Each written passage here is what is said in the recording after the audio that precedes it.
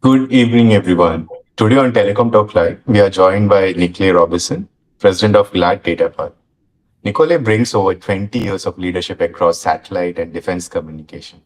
GLAD DataPath recently announced a 10 million order for direct downlink Earth observation solution, highlighting growing demand for secure and real-time satellite intelligence. Nicole, great to have you with us today. Before we start, tell us what exactly does your company do? Yes, thank you so Yes, much. thank It's you. so nice to be here with you today. So at Galat DataPath for the past 30 years, we've been one of the world leaders in provisioning satellite communications terminal solutions, predominantly for men and women of the armed services, both for the United States as well as for our allies worldwide. Um, our capabilities more recently, as you alluded to in your opening here, have gone beyond just communications to now include Earth observation data and providing that trusted, transportable ground infrastructure to bring that important data down. Nicole, like you recently secured a 10 million order for the direct downlink Earth observation solution. What does this win tell us about how customer priorities are changing today? Oh yes, and it's an interesting observation because it does reflect on what the end user priorities, how they've evolved in the last couple of years. Um, in two particular areas, the need for both resiliency and redundancy. And what I mean by that, previously, satellite communications end users have been relying on a particular type of frequency on which they're able to operate and communicate. Within the last 10 years, space based capabilities have gone far beyond just satellite communications alone, and really on the commercial industry, the collection of data, of imagery coming from satellite constellations has really grown exponentially. So, you're seeing optical satellites operating from the low Earth orbit. You're seeing synthetic aperture radar, different ways of collecting intelligence, imagery, and what has changed on the Earth's surface for a variety of end users and use cases. So, resiliency and redundancy are two areas where our end users, in particular in the Department of War, have requested to not be tethered to one constellation or one particular method of collecting data. They want to be able to have access to all of the various commercial capabilities that are made available to them. And so that's where that resiliency and redundancy comes in. Don't be tethered to one, but be in position to operate across multiple. Fortunate for us at DataPath, our ground systems allow them to do exactly that, to work across multiple constellations. Even Earth observation was once seen as a specialized capability. And what has changed to make it like mission critical for the defense agency or be it government bodies? I think that's right. For a while, I think it was seen as specialized capability because the frequency between image collection. So, 5 years ago, there were far fewer Earth observation satellites in orbit. So, the time between collection of an image was pretty significant. You weren't able to get, if you saw something that was of interest, an object or an area of interest in a place in the world, you weren't able to image it again, in some cases, for a full day, maybe multiple days. So it's not, incredibly relevant data to tell you what is changing over a span of a day or 2 days. Where we are now, so many of these Earth observation constellation providers have been adding to those constellations in recent years, and they're able to fly those satellites so close together so as to be able to collect data much more close in time and reflect change around an object or an area of interest much more rapidly than ever before. That kind of takes Earth observation out of the category of being a specialized capability, as you mentioned, and really puts it in a place of being mission critical. So it can capture something at the speed of need. It can deliver an insight that says, there's something over the horizon, there's something around the corner, there's something that you need to be aware of before you make a decision. And it's really placed commercial Earth observation in particular as a critical tool for our men and women in armed services to rely upon.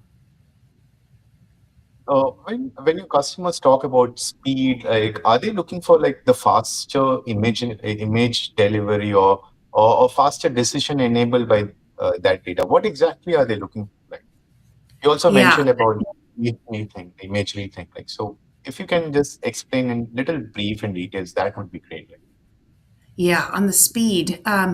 I think that's important because you're asking speed to what? Now, if you are an Earth observation constellation and you're collecting radar imagery, sending down unprocessed radar imagery to the untrained eye wouldn't look like anything to your eye. So, what they're wanting in terms of speed is not raw data. They're looking for processed data coming off the satellite, and more importantly, they're looking for rapid access to insights.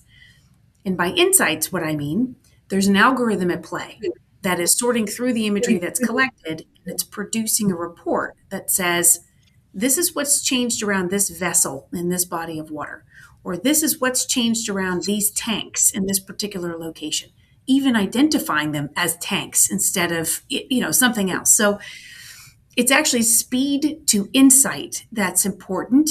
It's the processed analytic. It's something that allows that end user to make a decision on the basis of what they've learned around that intelligence. So, speed is everything, but it is not speed to access to raw data. It's speed to access to those insights that will allow them to make a decision.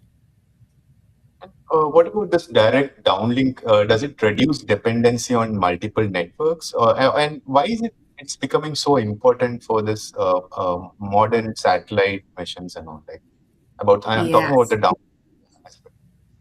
Yes, I think so. I mean, when you think about direct downlink to the tactical edge, that does a couple of different things. It enables the processing of that data, what we call on-prem or on-premise, so local to that end user.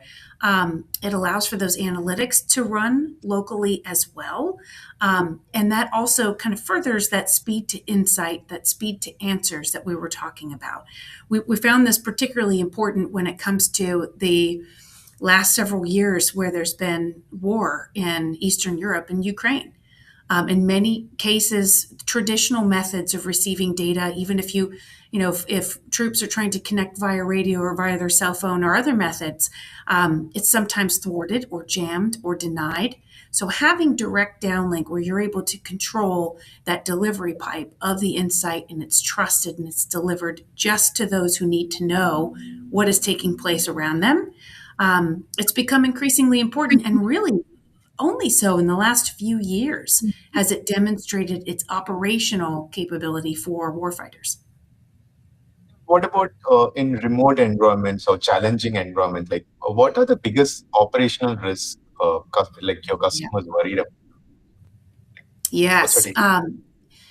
In that same environment we were just talking about, because it is an operational environment, in Ukraine, if you think about tampering, the ability for a very clever adversary to jam the signal, to tamper with the data or imagery that's coming down, having the ability to be on premise, in country, you're interacting with the satellite directly, you're running that analytic directly, you have the ability to trust the source of the information you're receiving versus collecting that data via satellite, running it in the cloud, delivering it in a country far away, sending it back in. There's opportunity in there to interrupt that chain of intelligence. And so having it in our case, where it is a local terminal, it is a transportable terminal, is very important in an operational environment. Another area that's so important for that transportability and that relocatability is that if you have large fixed infrastructure, it can become a bit of a bullseye. So being able to rapidly move your terminal system, either pulling it behind a truck or moving it with a forklift or finding a method of relocating rapidly if needed, also adds to the value of this sort of solution in an operational environment. So, is this system like scalable and modular? Like the system what you're talking about?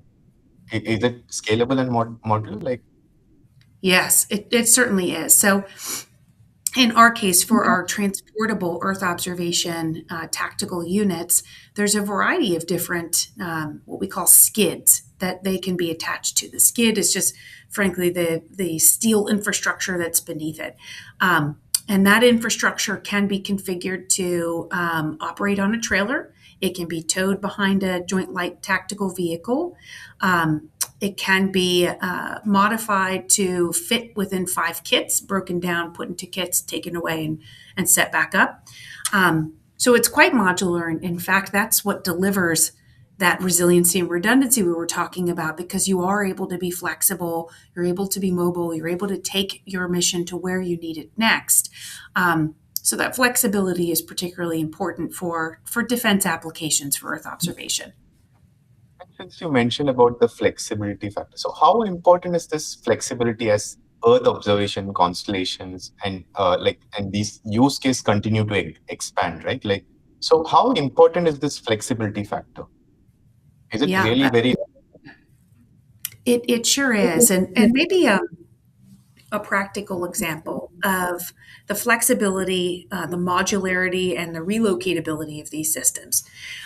If you remember last summer, when a different conflict area, when Iran and Israel were really picking up in their conflict with one another and they were attacking one another. The United States deployed an operation to stymie the nuclear proliferation of Iran. In response to that action that the United States took in Iran, Iran pointed its interest at U.S. bases across the Middle East because they weren't able to launch far enough to reach the United States. So, in doing that, they focused on a few select bases across the Middle East owned by the United States, making contact with one in particular, and that's the Al Udeid Air Base in Qatar.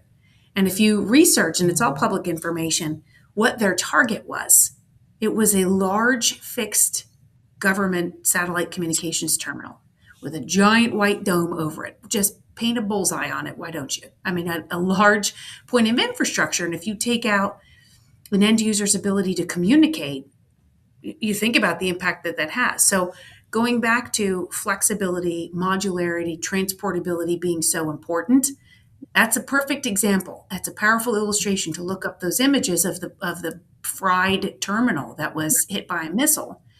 In this case, when you have satellite based intelligence that a launch is taking place and you understand the direction of that launch, you can move your systems. And that is the ultimate in flexibility and agility for our end users.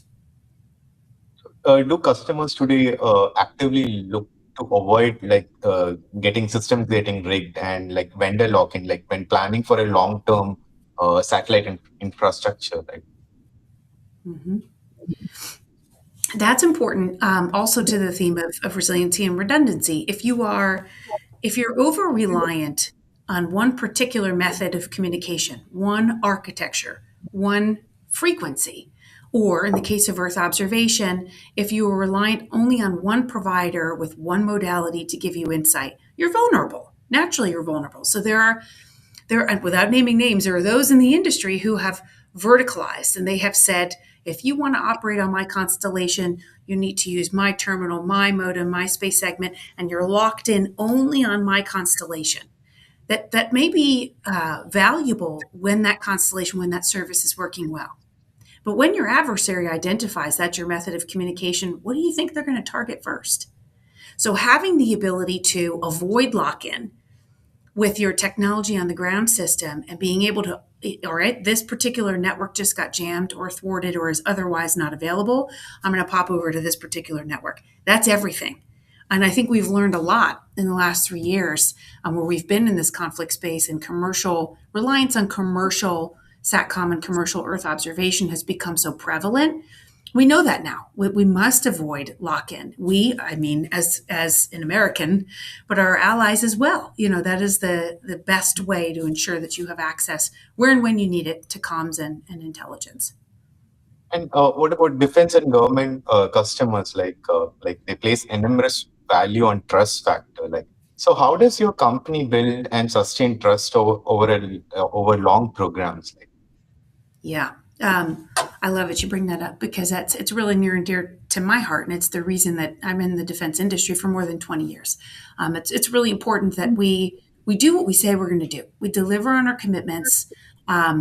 We provision, in fact, we are the number one provider here at DataPath of WGS certified terminals in the world. And WGS certification is the most stringent defense certification you can obtain on your terminal systems. It is a long process.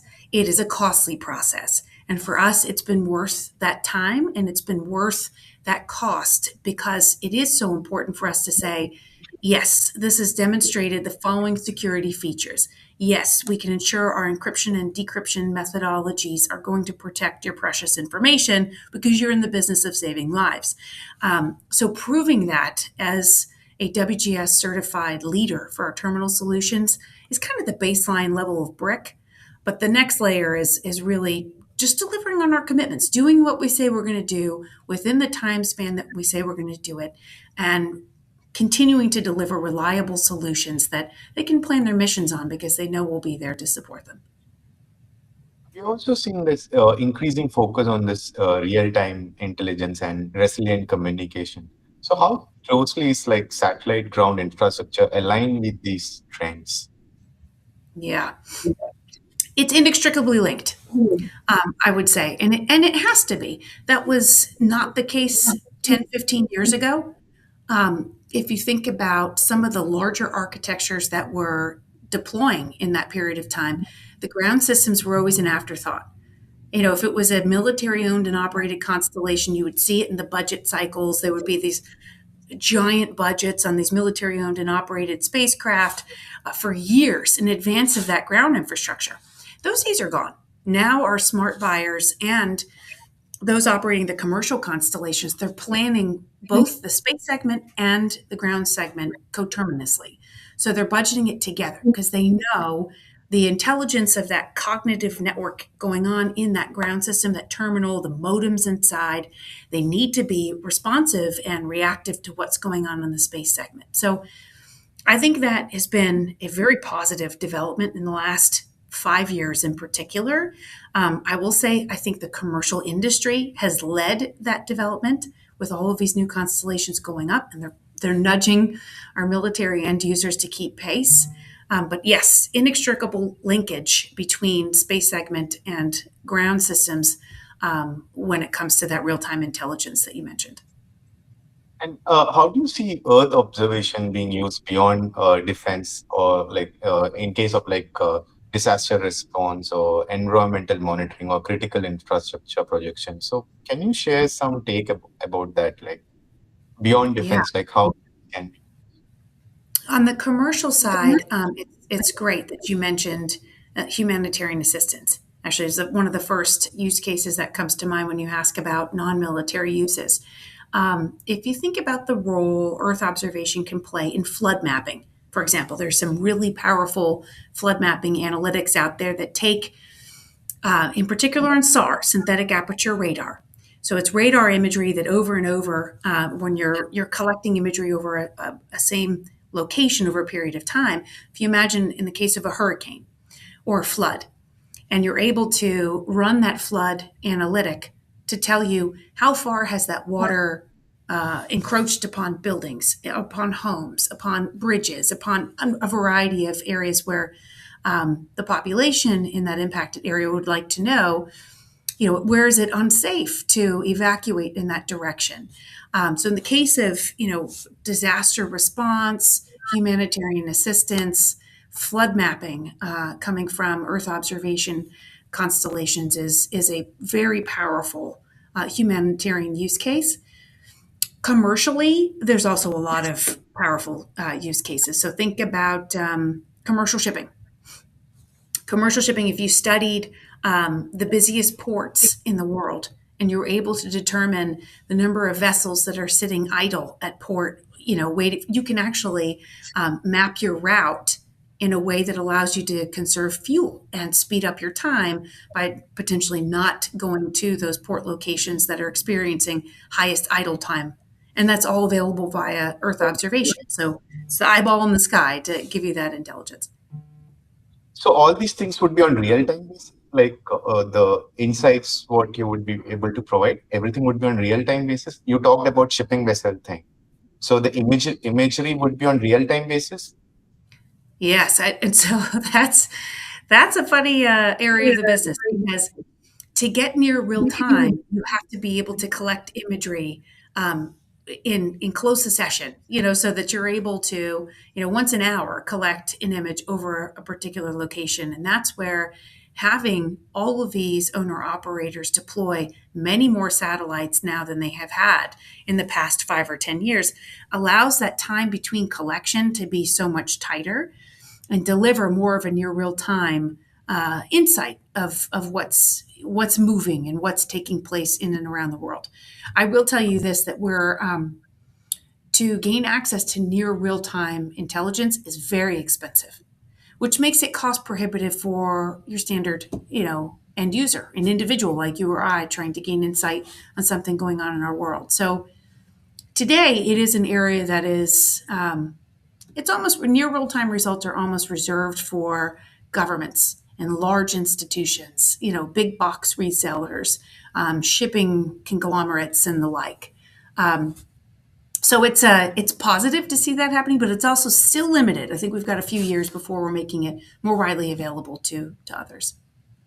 You have spent over 2 decades in satellite and defense communication, if I'm not wrong. So, what are the leadership lessons which have stayed constant throughout your journey, and what you have learned?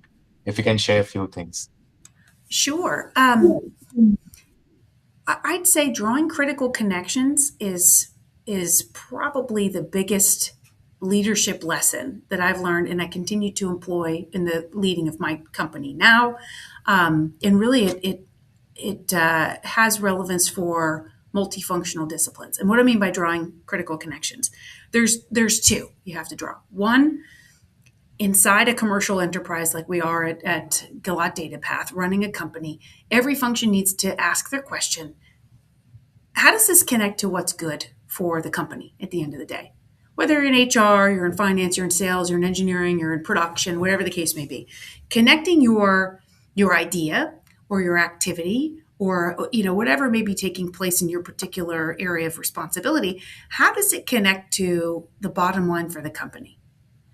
I think we're in the human element. It's easy for us to think, how does this connect for me, my agenda, my goals, what I want for myself? But if you can take a step back and say, is this good for the company? And if it is, it's probably going to advance forward. It's probably going to be positive for you. So that's one important critical connection, because we're not a philanthropic institution. We are a business, so we have to draw that connection. The other one, which is my favorite connection, is drawing the connection to the end user. Understanding, how does this impact an individual?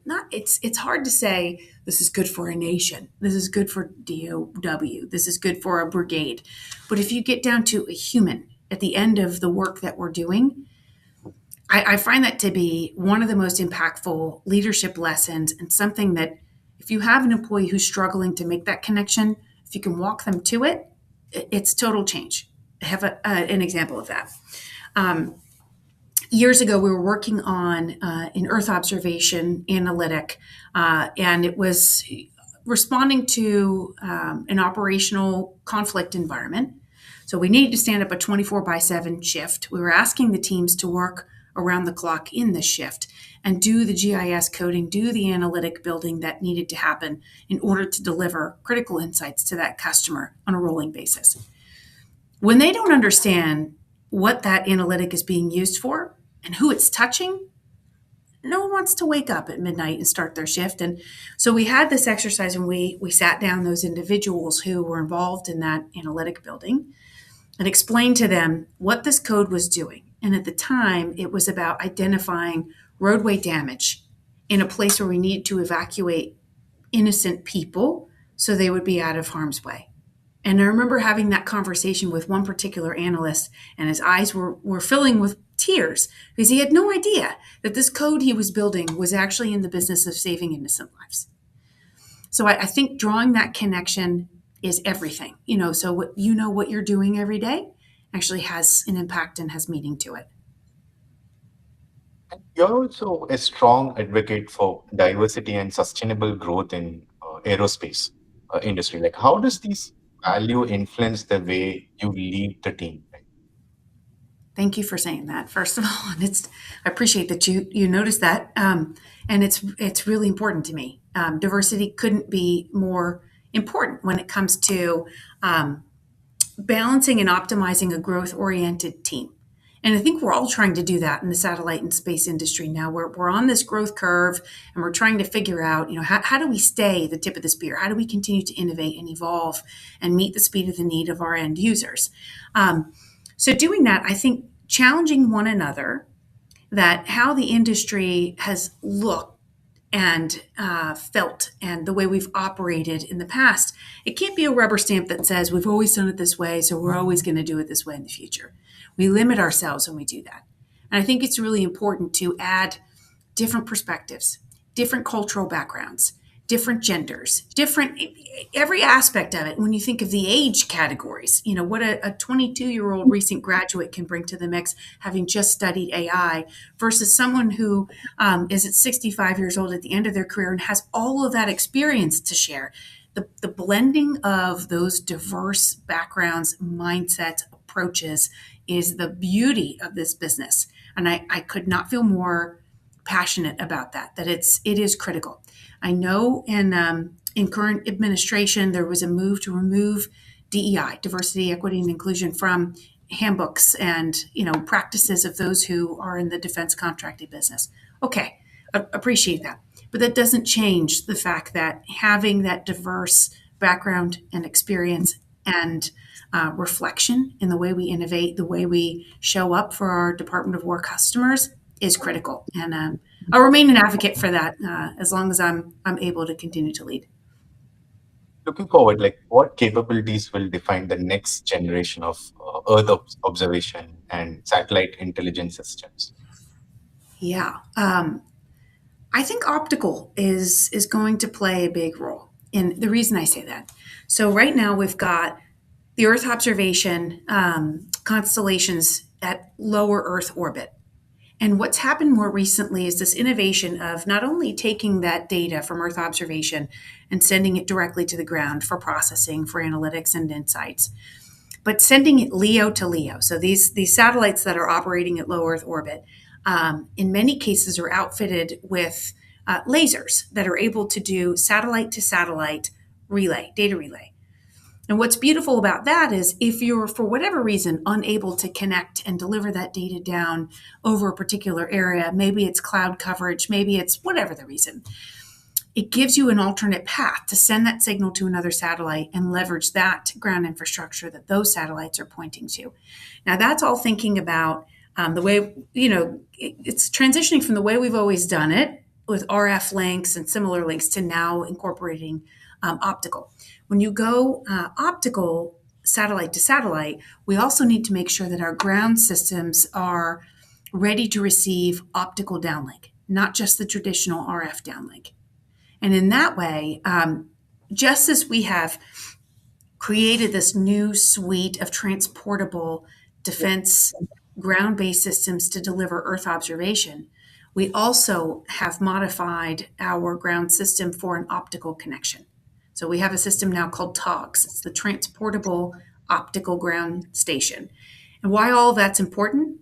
If you follow the money and look at the big programs that are being deployed now, all $151 billion beautiful dollars against the Golden Dome program, and you study the architecture that's envisioned there, it is about the inner working, the mesh network between Earth observation, high throughput SATCOM, the different orbits, sending that data as a mesh network in space. The ground systems have to be ready for that, to receive optical and RF, to operate on multiple orbits, multiple frequencies, and now with Earth observation, multiple modalities. So I think that's where our end users are clearly going. They're putting their money there. Our industry is innovating in that direction. And I'm really excited to see what that means for a suite of end users over the next couple of years. Finally, like what keeps you optimistic about the future of satellite-enabled intelligence and resilient communication? Yeah. if we think about the bright spots in the future and what I'm really optimistic about, um, it's a sense of fulfillment when you hear from the end users that the direction that you're leaning is the right one. When they have an aha moment about a new technology or a new solution, and you start seeing those elements of what you've advocated for appearing in the government's budget. So there's someone in a program office who have said that is so innovative and that's so critical to our men and women of the armed services. We're going to fund it. We're going to fund it multiple years in advance. It's the ultimate testament that we're leaning in the right direction. I am incredibly optimistic that the commercial satellite space and space industry is going to continue to deliver that value to the humans at the end of the SATCOM link and the Earth observation intelligence that we're providing, and having that global positive impact that we have had for so many years. I'm really optimistic to see that continue as we go forward. Nikki, we are getting a couple of questions. Can I take one or two questions from the people? Please. Is it okay? Yeah, sure. Uh, so there is this one question, like from a vendor standpoint, how much AI should be enabled into ground segment versus kept as an open layer for customers to customize? And when Yeah. integrating AI into direct downlink workflows, what design mistakes do you see? Uh, uh, like we would like to know her view. It seems that's one question from probably he's a vendor, I guess. Like I'm not sure. He has not disclosed like where he works. I think it's where we could potentially limit ourselves, and we want to be thoughtful here. We talked earlier about the power of the analytic, the power of taking raw data and making sure that it is processed and the algorithm is applied in such a way that it delivers an insight. It tells you about a change somewhere in the world that's of interest or around an object of interest. But the where we could limit ourselves, and we want to be careful of this, is to not rely on one modality. So if you are doing a direct downlink of an optical image, for example, to say, okay, we've got vehicles detected in this particular area. Let's snap a picture of it and send it down so that those at the operating on premise can understand better what's taking place. Fusing that data with synthetic aperture radar and with hyperspectral, potentially even RF mapping, allows you to do something much more complicated called tip and cue. So, data fusion allows you to do something along these lines. If you're staring with synthetic aperture radar at a particular area of interest and you're continuing to await a signal that says, we've seen activity here, we've seen a change, then you're collecting the optical image after that, which is giving you that higher resolution imagery for more precise understanding of what is taking place in that location. It's the fusion of those modalities. And I think as we continue to innovate forward on the ground systems and with the space segment, we need to remind ourselves it's the layering of all that data that gives us greater confidence and greater intelligence as to what's taking place. I know you are running out of time. Can I take one or two questions? Is it Of if you're course. okay with? Yeah, okay. So there is this one question, like how early should aerospace vendors think about AI when designing ground infrastructure for long-term program? And if a vendor is starting fresh today, like what AI capability should they build in from day one rather than trying to bolt on later? Yeah. And I'll just add one more question, like it's keep coming. Like for vendors working in classified or sensitive environment, how do customers view AI deployment at the edge versus centralized processing? So, yep, AI through all of that. yeah. And I think that's really important. If you think about your network management system, your network management tools, and how AI and ML play a role in the analysis of what constellations are you connected to now, what specific satellites, how strong is that connection, and if there's a weakness, how do you then automatically divert to another asset? And it could be within that same constellation. It could be if that constellation is jeopardized for whatever reason, you're able to pop over to a different. So I guess the short version of that is saying all of this innovation that's taking place in space, or we're talking about multiple orbits and multiple frequencies, and we're saying the ground system also has to be able to be smart to operate across those different constellations to provide assured access to connectivity in space. AI is at the heart of all that. it's taking out that manual work of having someone there to actually monitor the strength of a particular signal, make that decision, and cut over. And it's putting it in the hands of an AI generated system that's automatically able to trigger. There's a vulnerability here. I'm going to switch over to this particular network. So I think it is really important in our network management tools, our network management systems. And that's important on the space segment side and also on the ground segment side. And there is another question like, as Earth observation demands grow, how is data path positioning itself to support higher data volumes and more complex missions? Maybe Yeah. this would be a question. I'm not going to take more probably if you're fine with it.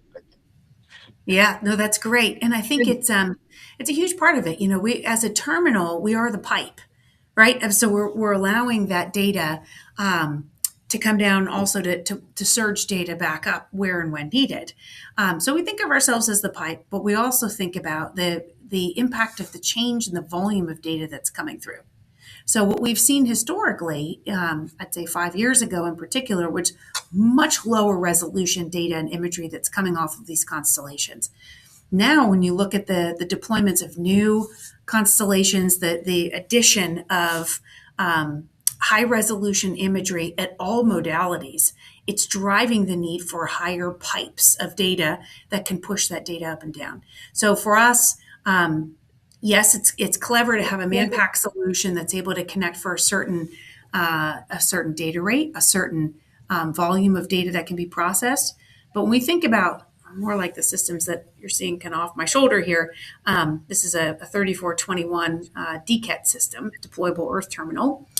Here, this is providing a much, much larger pipe of data that can come down to a brigade or a larger unit of end users. So it is really important, you know, to follow what's taking place on the end user side, the size of the data, the volume of the data that they need access to, and then how do we make sure we can deliver a pipe that will provide that value to them. This would be the last one because I'm getting this question again and again from a lot of people. Can you share an example where a customer was struggling with latency or reliability and how your direct downlink solution helped to solve that problem? If you can give us an example, that would be great. We, although browsed through your website, we could not find any case studies. Is there any case studies available for us to refer? I'm Oh, not I going to like take it. this is That's a good one. I would say there's a couple that come to mind, but maybe I'll just point to one. So, UAV, or different countries call it different things. UAVs or remotely piloted aircraft or unmanned systems. If you think about how these systems, just an example of latency and why it's so important, how they've evolved over the last 10 years. The preeminent UAV owner and operators or manufacturers are relying, in many cases, on commercial KU band geostationary capacity. So satellites flying 33,000 miles off the Earth's surface. Talk about latency.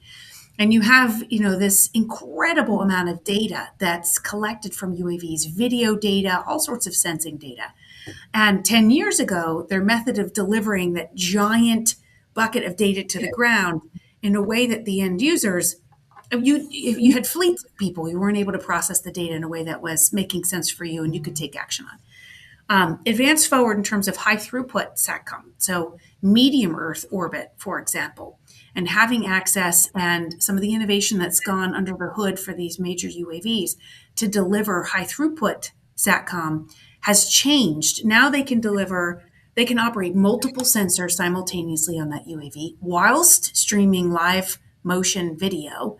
The level of intelligence and precision and understanding that's coming from a UAV data source has changed exponentially by going from traditional methodologies to now high throughput and very high throughput SATCOM links. It's made the UAVs sort of the intelligence choice beyond satellite-based Earth observation, and having high throughput links has been the impetus of that change in that value. Okay, so Nicole, thank you for your great insight, and we look forward seeing you how DataPath continue to shape future of secure satellite intelligence And probably we should sit again because I am still getting a lot of questions from probably people, vendors. I'm not sure. A lot of questions is around AI. They're asking for case studies, and some people are saying that we did happen to visit their site. We are looking for case studies because that is how they can take some decisions. I'm not sure what exactly they are talking about, but yeah, these are some of the questions we are keep on getting it right now as we speak, although it's live. So maybe we can connect again, Nikhil, probably in Jan or Feb, and maybe we can talk more and more insights we can do it. Yeah. I would So love to. Thank you so much. let's end the stream now and thank you so much again. Yep. I've really enjoyed it. Yeah. Happy Same here. holidays.